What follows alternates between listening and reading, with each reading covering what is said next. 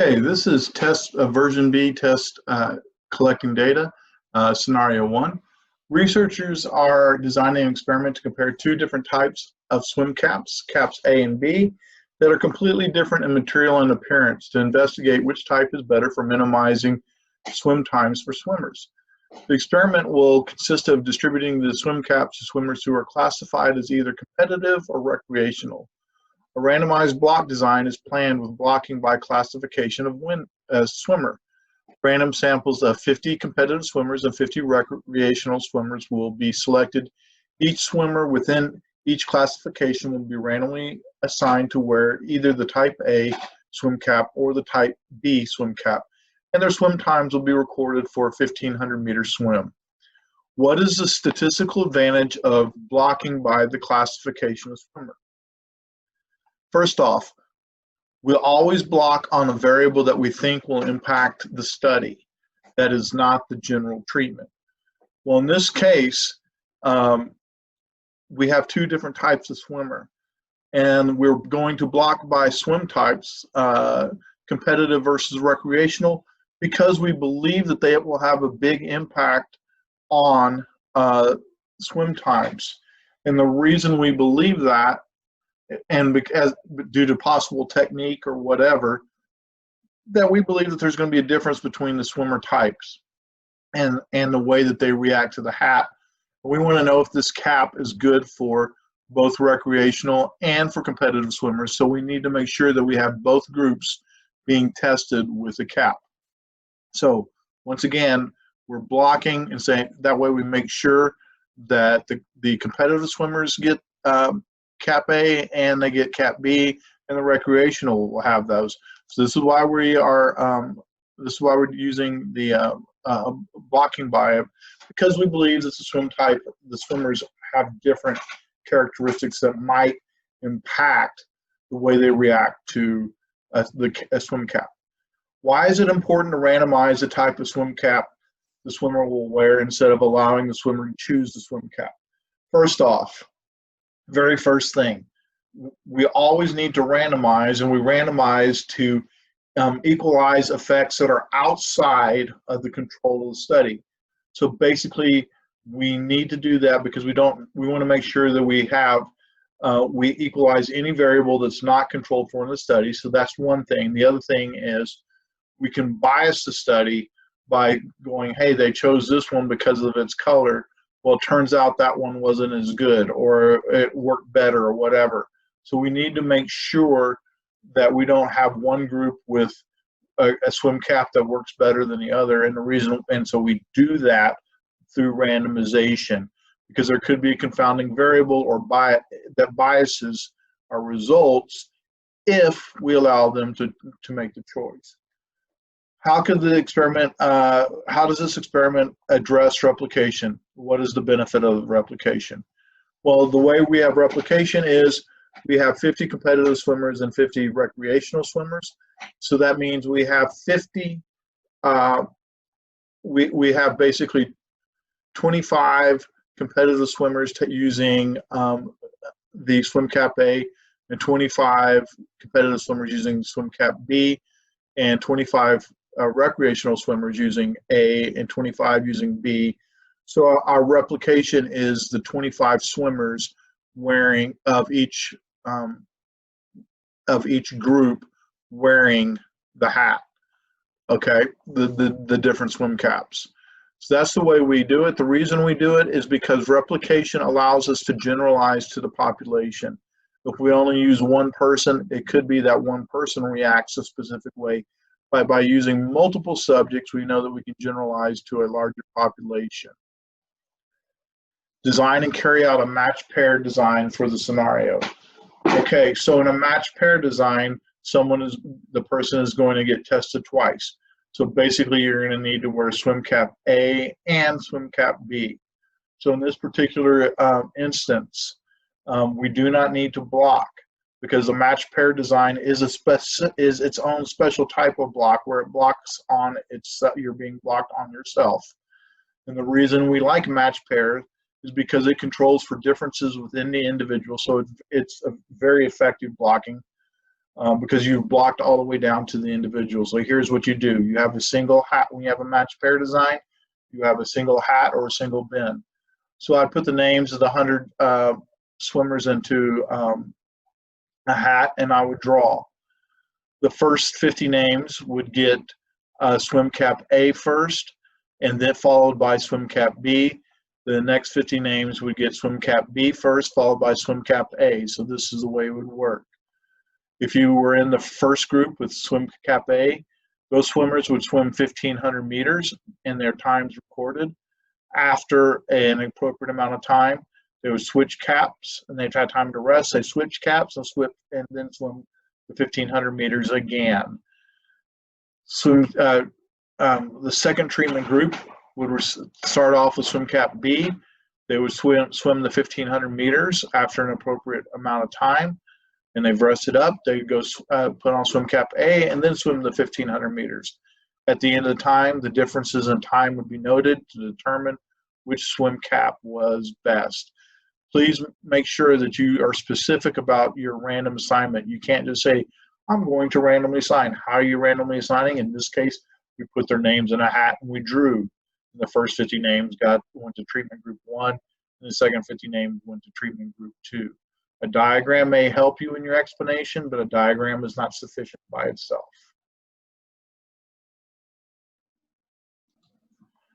Okay, this is scenario 2 for version B.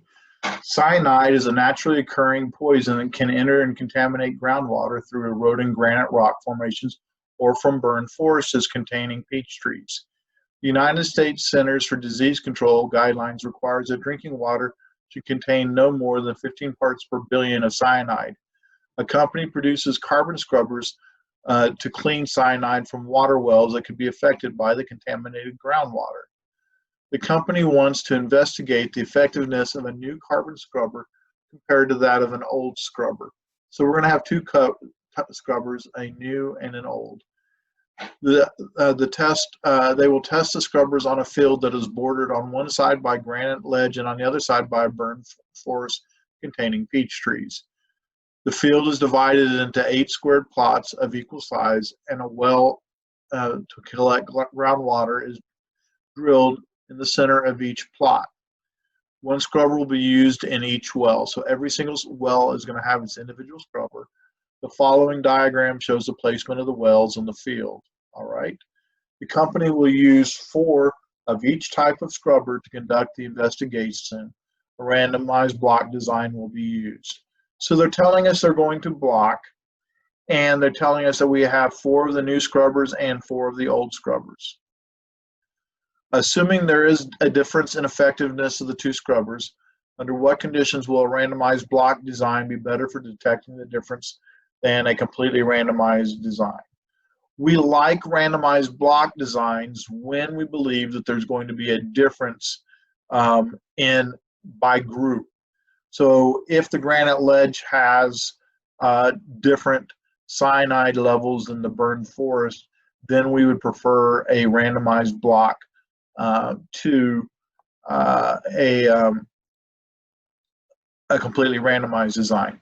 So basically, in a completely randomized design, we don't believe there's anything about the wells themselves that separate them into group.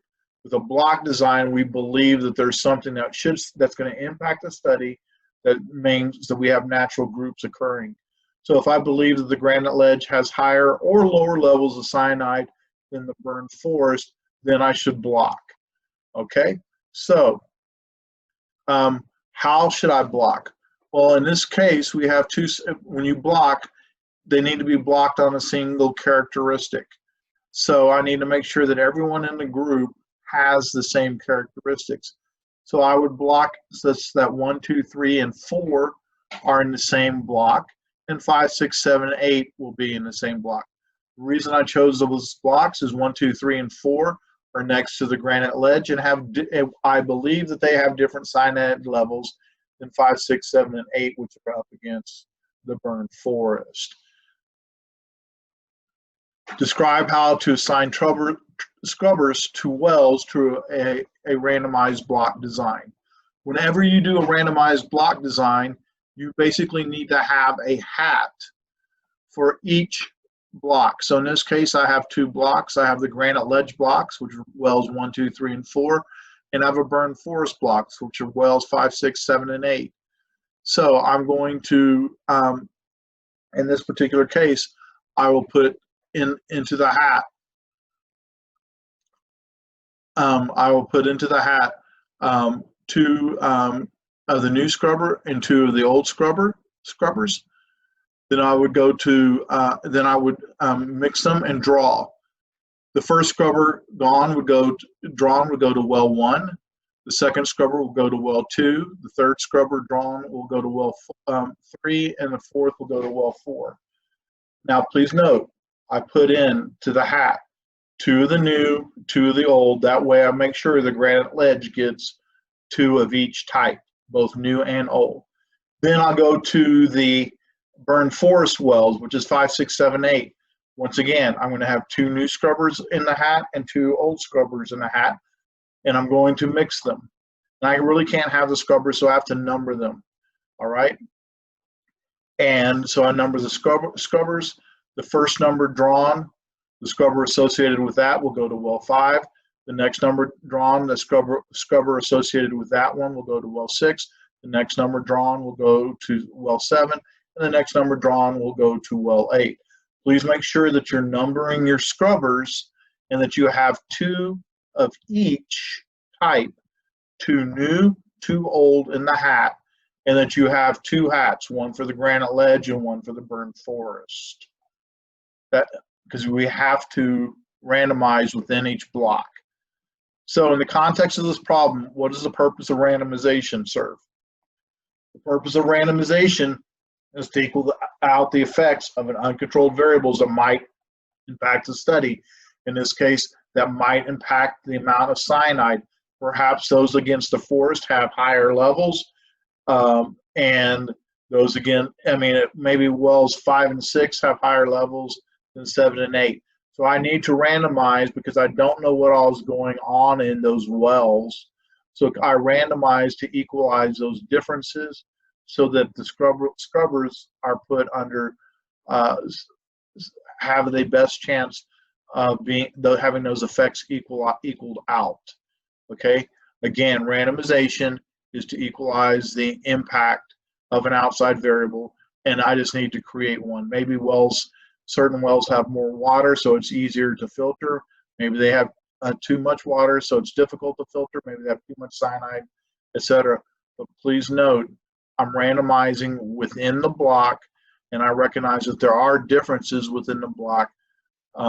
What those differences are, I don't know. I need to randomize. Because I don't know, I can't control for them, so I need to randomize to help control for them.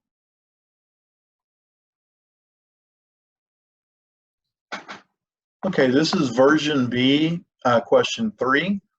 Oolong tea is a Chinese tea that is claimed to have several health benefits. Researchers investigated the possible beneficial effect on metabolism of drinking oolong tea and whether adding milk to the tea reduces any possible benefit. 348 volunteers were randomly assigned to one of 3 groups. Every day for a month, participants in group 1 drank 2 cups of hot oolong tea without milk. Participants in group 2 drank 2 cups of hot oolong tea with milk. And participants in group 3 drank 2 cups of hot water, but no oolong tea. At the end of the month, the researchers measured the change in each of the group's participants' heart health. All right.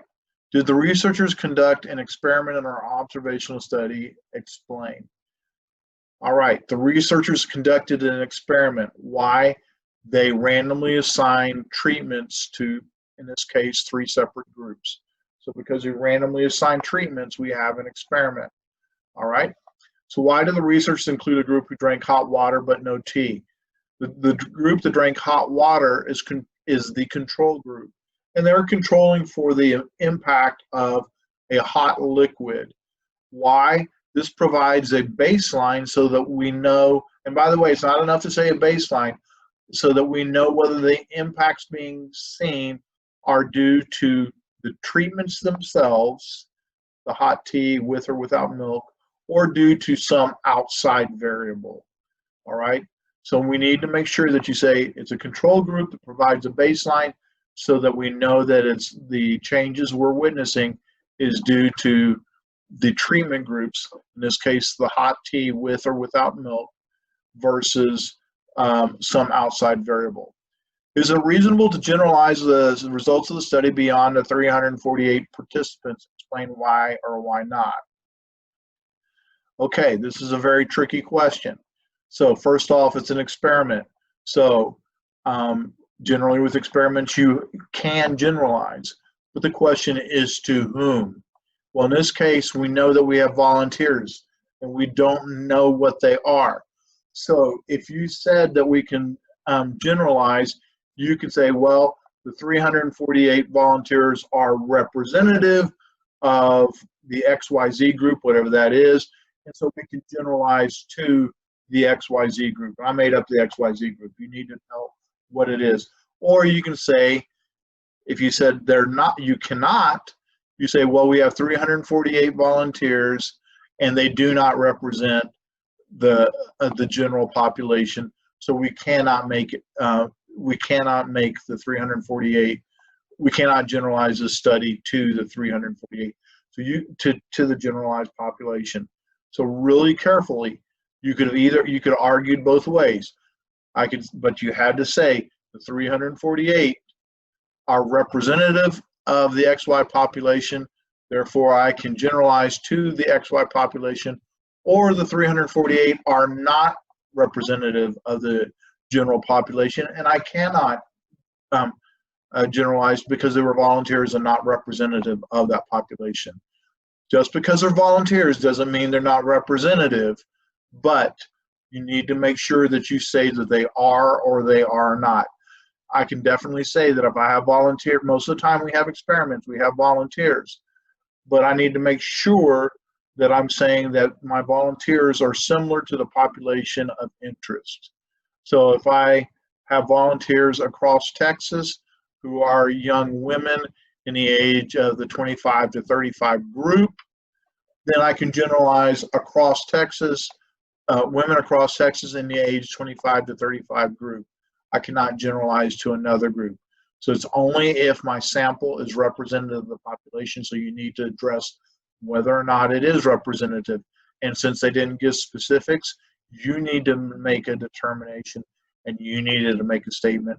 And because they did not give specifics, you actually got to make the choice on this one.